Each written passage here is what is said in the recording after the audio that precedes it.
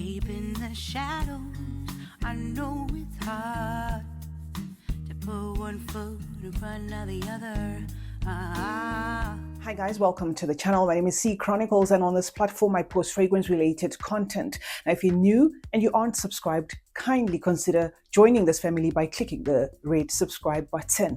Now to those who are returning, thank you so much for coming back. Also remember to hit the like and share button, as those will help with ensuring that YouTube then recommends this video to a lot of people. I have a couple of Middle Eastern heavyweight fragrances in front of me here that I just wanted to show you. These are going to appeal to people who love beast mode fragrances. These are unapologetic. A few sprays go a long way. The number one giant, guys, is going to be from the house of Omar. This is Club the Nuit Oud. Mine is still in its original packaging because this particular bottle is mirrored and is kind of like a dust magnet, so I keep it in its original packaging for that purpose.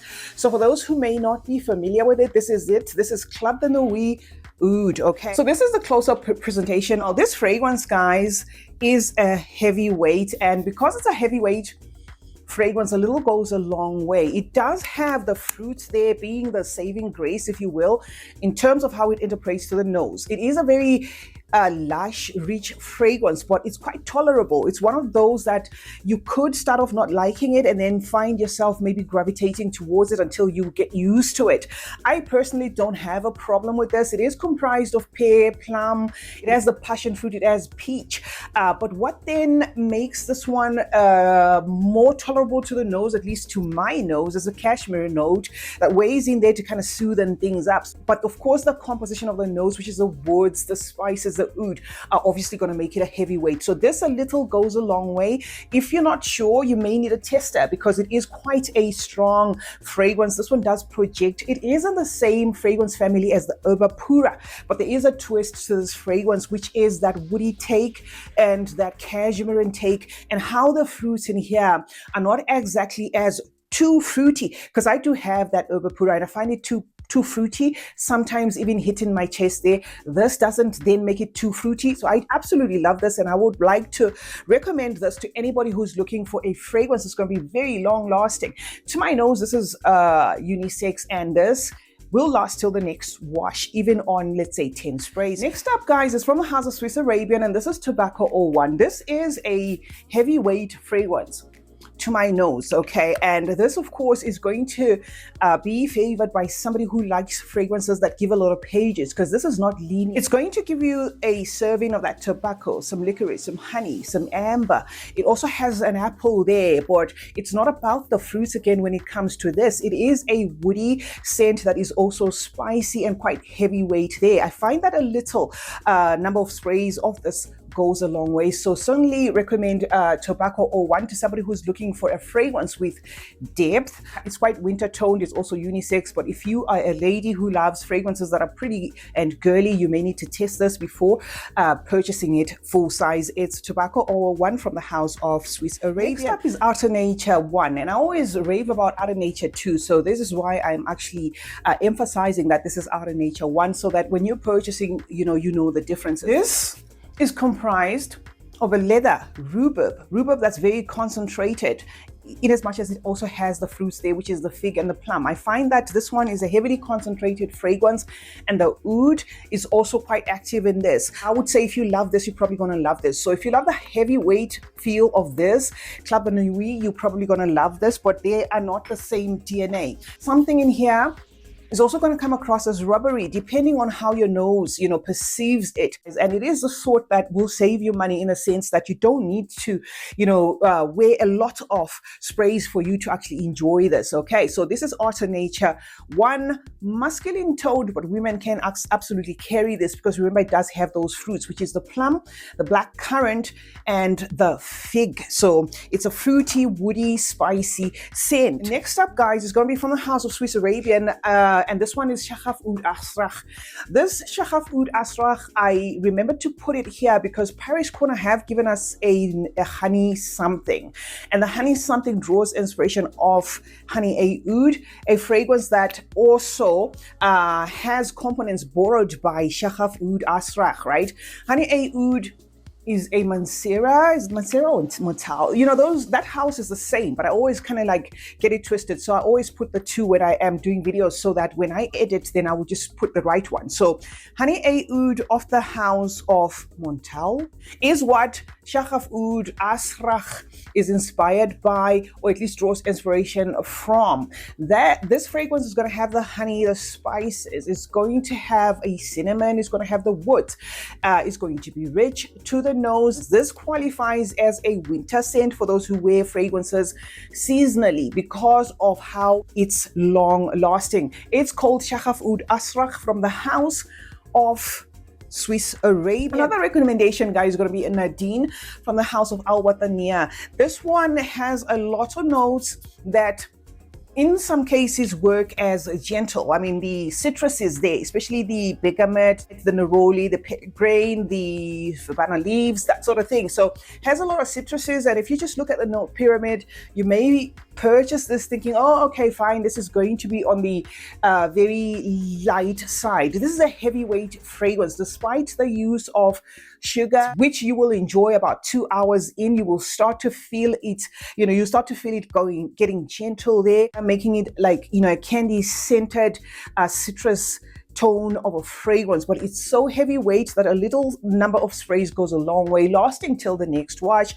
And in as much as it's a citrusy scent, this one will hold its own. It's Nadine from a house of Wataniah, guys, drawing inspiration off that Mimo Sintra. And then we have Lujain of Lattafa's Niche Emirati collection.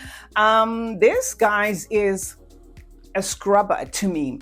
The thing about this fragrance is when you spray it like this, it's very polite to an extent, but it kind of starts to intensify by the minute. It is the sort of fragrance that keeps illuminating and illuminating. This is a DNA that's sort of in the same vein as Mimo Marfa. So if you love, tuberose scented fragrances, if you love white florals, if you love creamy themed fragrances, powdery fragrances, musky fragrances, you're going to love this. But this is so pushy. So this is going to be for that person that loves Mimo Marfa, but wishes it was intensified. Another fragrance I can give you an example of what this kind of shares a little bit of elements with is going to be that Amani Privé Rouge Malachite. If you like that, you're probably going to love this Lujain. This is not a fragrance that's joking. The fact that they put it in a blue bottle may have some people thinking this is so light and summery. It's not. This is heavyweight, guys. If you're looking for value for money, of the Niche Emirati collection, I would recommend Lujain. This is not going to disappoint, lasting till the next wash. Drawing feminine, it is feminine toned, but men can also pull this if they want to. Another one of the Niche Emirati, and I don't always talk about the Niche Emirati collection because some people just don't like the bottles. Based on the bottles, they just slag the whole thing off. So Aldana is a good rendition or good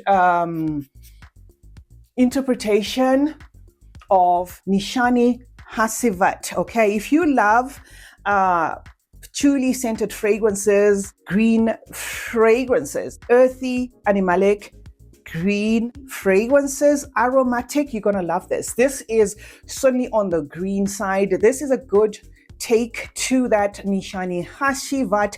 If you want that fragrance, but you wanted to save some coins, you can buy Aldana. It's not going to disappoint. I'm left with 3, and then we'll wrap it up. And I just had to put Ajwad in the mix, guys. This I don't wear anymore. Still in my collection. Still have a little bit there. But this is a commitment. If you're gonna, buy this, just make sure you love heavyweight fragrances. The DNA borders on that roses vanilla, but this one then has a good dose of rose and vanilla and the woods and the spices, and it becomes a woody, heavyweight, wintry scent. It's Ajwad from the house of Lattafa. And having said that, I should have actually shown you the pink one as well. I have pink to pink as well.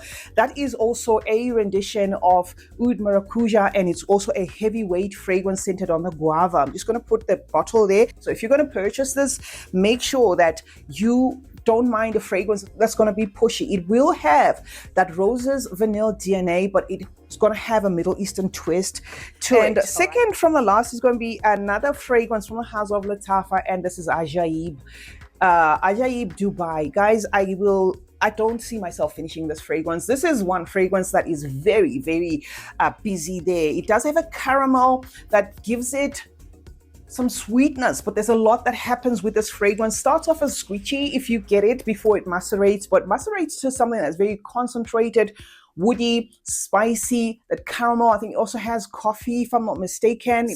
It does have the saffron there, kind of soothing things. There is a butterscotch in here, adding a sweetness to the fragrance, but not making it creamy. And then there is a toasty coffee in the mix, some sandalwood and pineapple. The notes are divine, but they are fused in a very thick and concentrated manner in terms of the doses. So it becomes a concentrated fragrance. For those who like their fragrances on the beastly side, this is Ajayeb Dubai from the house of Lattafa. And I cannot say the same about the white one. In case you were thinking of purchasing this or the white. The white one is a gentle, powdery, musky mango with a dated makeup-y feel to it, and I absolutely love it. The Ajayeb portrait. This one you may need to test before you buy. Last on the lineup is going to be Dania from the house of Orientica, and this is the presentation, guys. I love the quality of Orientica. This fragrance was gifted to me. I did not purchase this fragrance. This is one of the long-lasting ones, guys, from the house of Orientica. This has a top of peach and orange,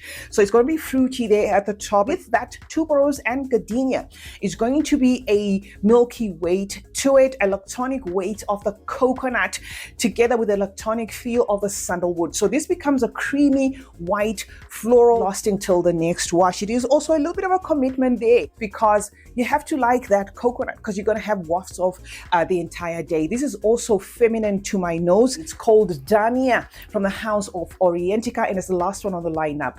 Thank you so much for joining me today. My name is CeeChronicles. I do hope you found some fragrances you may want to add to your collection. Remember to turn on post notifications, guys. That way you get to be notified anytime I upload a video. Like and share this one, and remember that smelling good is a form of good manners. Cheers, guys.